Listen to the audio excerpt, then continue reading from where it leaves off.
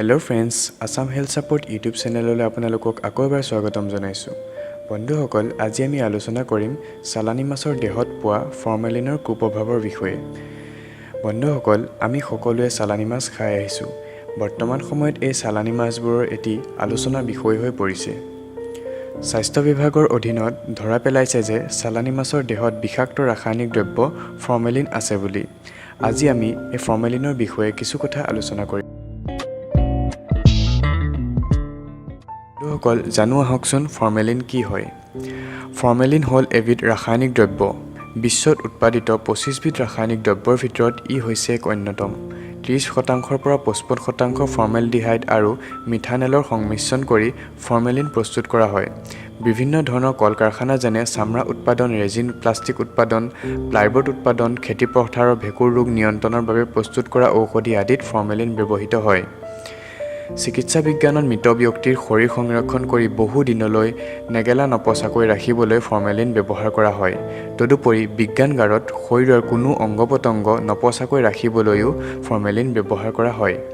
Formalin এবিধ antiseptic ঔষধি, সেইবাবে অস্ত্ৰোপচাৰ কক্ষ বীজাণুমুক্ত কৰিবলৈও ফৰ্মেলিন ব্যৱহৃত হয়।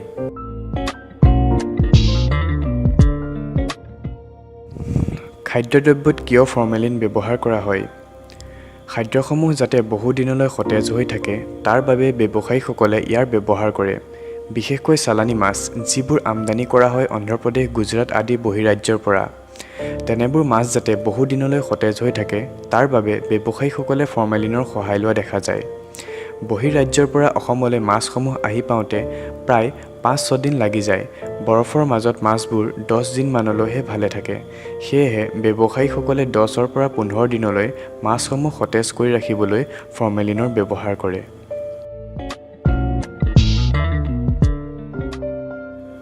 ফৰ্মেলিন কেনেদৰে ব্যৱহাৰ কৰা হয়? ফৰ্মেলিন পানীৰ সৈতে মিহলাই মাছসমূহ তাত ডুবাই ৰখা হয়।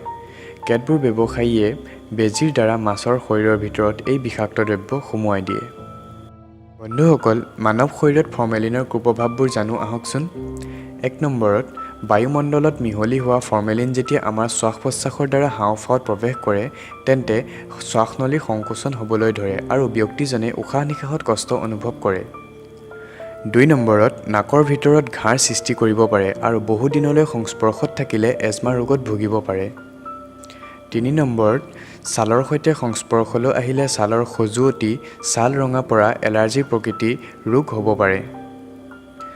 4 নম্বৰত, খাদ্যদ্ৰব্যৰ সৈতে যেতিয়া আমাৰ শৰীৰত প্ৰৱেশ কৰে তেতিয়া মুখগহ্বৰত ঘাঁৰ সৃষ্টি কৰিব পাৰে। 5 নম্বৰত, পেটলৈ গ'লে খাদ্য পৰিপাক প্ৰক্ৰিয়াত বিলম্ব হ'ব পাৰে, যাৰ ফলত পেট ফুলি থকা, আভোক লগা, পেটৰ বিষ, আনকি পেটৰ ভিতৰত ঘাঁৰ সৃষ্টি কৰি ৰক্তক্ষৰণ হৈ মেলিনা ৰোগৰ সৃষ্টি হ'ব পাৰে। ৰোগীৰ মৃত্যুও হ'ব পাৰে। মনত ৰাখিব, 30 মিলিলিটাৰ ফৰ্মেলিন সেৱন কৰা ব্যক্তিৰ মৃত্যু হ'ব পাৰে। 6 নম্বৰত, খাদ্য হজম হ'লে ফৰ্মেলিন লিভাৰত প্ৰৱেশ কৰি লিভাৰৰ বিকৃতি কৰিব পাৰে। 7 নম্বৰত, লিভাৰৰ পৰা যেতিয়া তেজৰ সৈতে মিহলি হৈ যাব তেতিয়া তেজৰ আম্লিক গুণৰ বৃদ্ধি কৰি এচিডোছিছ ৰোগৰ সৃষ্টি কৰিব পাৰে, যাৰ ফলত ৰোগীৰ উশাহ-নিশাহ ঘন হৈ যাব আৰু মৃত্যু হ'ব পাৰে। 8 নম্বৰত, নিয়মিত ফৰ্মেলিনযুক্ত খাদ্য খাই থাকিলে স্মৃতিশক্তি লোপ পাব পাৰে, চিন্তাশক্তি দুৰ্বল হৈ যাব, অনবৰতে খিংখিঙীয়া স্বভাৱৰ পৰা তথা নাৰ্ভৰ অসুখ হ'ব পাৰে। 9 নম্বৰত, ইয়াৰ বিষাক্ত ক্ৰিয়াৰ ফলত কেঞ্চাৰ ৰোগো হ'ব পাৰে। 10 নম্বৰত, ফৰ্মেলিনে শৰীৰৰ কোষৰ আৱৰণ আৰু DNA আক্ৰমণ কৰাৰ ফলত ৰোগ প্ৰতিৰোধ ক্ষমতা কম হ'বলৈ ধৰে, যাৰ ফলত ব্যক্তিজনে বিভিন্ন ৰোগত ভুগিবলৈ ধৰে। আৰু 12 নম্বৰত, গৰ্ভৱতী মহিলাই ফৰ্মেলিনযুক্ত আহাৰ খালে গৰ্ভস্থ সন্তানৰ বিকৃতি হ'ব পাৰে।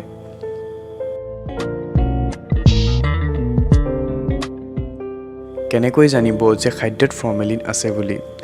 মৃত মাছ, মাংস যেতিয়া অতি ৰঙচুৱা হয় তেতিয়া ফৰ্মেলিনৰ উপস্থিতি থকা বুলি সন্দেহ কৰিব পাৰি। মাছ মাংসসমূহ টান হ'ব তথা শুঙি চালে জ্বলা গোন্ধাব বা চকুৰ কাষলৈ আনিলে চকু জ্বলা-পোৰা কৰিব আৰু তেতিয়াই আপুনি নিশ্চিত হ'ব যে খাদ্যভাগত ফৰ্মেলিন আছে।